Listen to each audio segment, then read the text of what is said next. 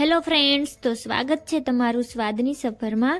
આજે આપણે બનાવીશું હોળી સ્પેશિયલ કલરફુલ રેમ્બો પૂરી। આ પૂરી કલરફુલ હોવાથી બાળકોને તો ખૂબ જ પસંદ આવે છે। આ પૂરી તમે હોળીના તહેવાર ઉપર જરૂરથી બનાવી શકો છો। હું તમને વિડીયોમાં એવી ટિપ્સ આપીશ જેનાથી તમારી પૂરી દરેક વખતે ફૂલેલી જ બનશે। તો ચલો બનાવવાનું શરૂ કરીએ। તો તેના માટે અહીંયા મેં એક વાટકી દ્વારા માપ સેટ કરી લીધું છે। તેના દ્વારા આપણે 4 વાટકી ઘઉંનો લોટ લઈશું। તમે તમારા અકોર્ડિંગ કોઈ પણ વાટકી દ્વારા માપ લઈ શકો છો ને તેની આવી રીતે એક ભાગમાં ડિવાઈડ કરી લઈશું। હવે તેમાં સ્વાદ પ્રમાણે મીઠું નાખીશું। આપણે ચારે ભાગમાં થોડું થોડું મીઠું નાખી દઈશું અને હવે તેમાં અડધી ચમચી તેલ નાખીશું। તેલ બહુ વધારે નહીં નાખીએ। હવે તેમાં ચપટી ગ્રીન ફૂડ કલર નાખીશું। તમે આની જગ્યાએ પાલકને મિક્સર જારમાં ગ્રાઇન્ડ કરીને તેના જ્યુસનો પણ યુઝ કરી શકો છો। મેં અહીંયા ફૂડ કલર લીધો છે। હવે તેમાં ચપટી પિંક ફૂડ કલર નાખીશું। તમે આની જગ્યાએ બીટરૂટનો પણ યુઝ કરી શકો છો। મેં અહીંયા કલરનો યુઝ કરેલો છે અને તેમાં ચપટી હળદર નાખી દઈશું ને આને આપણે નોર્મલ રોટલીનો લોટ બાંધીએ તેવી રીતે જ બાંધીશું ને બધી જ વસ્તુને આપણે મિક્સ કરી લઈશું। આપણે તે વાતનું ખાસ ધ્યાન રાખવાનું કે બધા આપણા લોટના ભાગ ભેગા ન થઈ જાય, તેને અલગ અલગ રાખીને મિક્સ કરી લઈશું ને તેનો આપણે સરસ એવો લોટ બાંધી લઈશું। આપણે થોડો કઠણ લોટ બાંધવાનો ને તેમાં થોડું એવું તેલ નાખી દઈશું। 2 થી 3 ટીપા જેટલું તેલ નાખીશું ને તેને મિક્સ કરી લઈશું, જેથી આપણે રોટલી વણીએ ત્યારે લોટ આપણો વેલણ અને પાટલી સાથે ચોંટે નહીં। તો તેને સરસ રીતે મિક્સ કરી લઈશું। તો હવે આપણે તેમાંથી એક ભાગ લઈશું અને તેને આવી રીતે 2 ભાગમાં ડિવાઈડ કરી લઈશું ને તેમાંથી આપણે સરસ એવો લુઓ બનાવી લઈશું।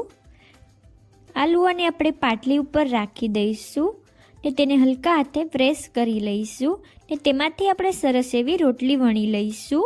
જો રોટલી પાટલી સાથે ચોંટતી હોય તો તમે થોડો કોરો લોટ પણ નાખી શકો છો। તો મેં અહીંયા રોટલી બનાવી લીધી છે, તેની આ રીતની થિકનેસ રાખવાની।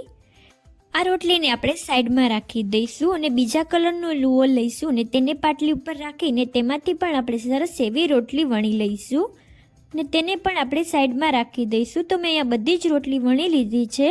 તો આપણે એક રોટલીને પાટલી ઉપર રાખીશું ને તેના ઉપર ગ્રીન કલરની અને તેના ઉપર યલો કલરની રાખી દઈશું ને તેના ઉપર આપણે પિંક કલરની રોટલી પણ રાખી દઈશું ને તેને આવી રીતે હલકા હાથે વણી લઈશું।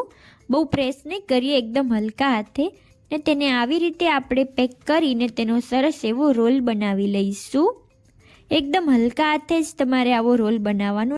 આ રોલને આપણે આવી રીતે કરીશું જેથી તે સરસ રીતે સેટ થઈ જાય ને તેને આપણે એક કટ કરી લઈશું। આપણે આ ભાગને યુઝ નહીં કરીએ તો આપણે છરી દ્વારા તેને કટ કરી લઈશું ને તેને આપણે આવી રીતે રાઉન્ડ શેપ આપીને તેમાંથી લુઓ બનાવી લઈશું।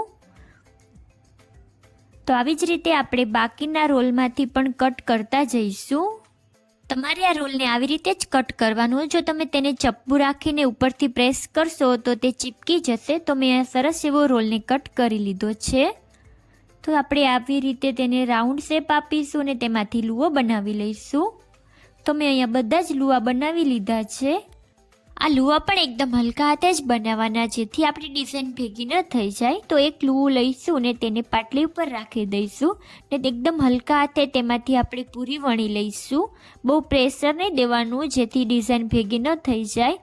તો તમે જોઈ શકો છો કે મેં આ સરસ એવી પૂરી બનાવી લીધી છે ને તેની ડિઝાઇન પણ એકદમ સરસ આવી છે। તો તેને સાઈડમાં રાખી દઈશું ને આવી જ રીતે આપણે બીજી પૂરી પણ વણી લઈશું। તો એકદમ સરસ એવી ડિઝાઇન સાથે આપણી પૂરી બની ગઈ છે।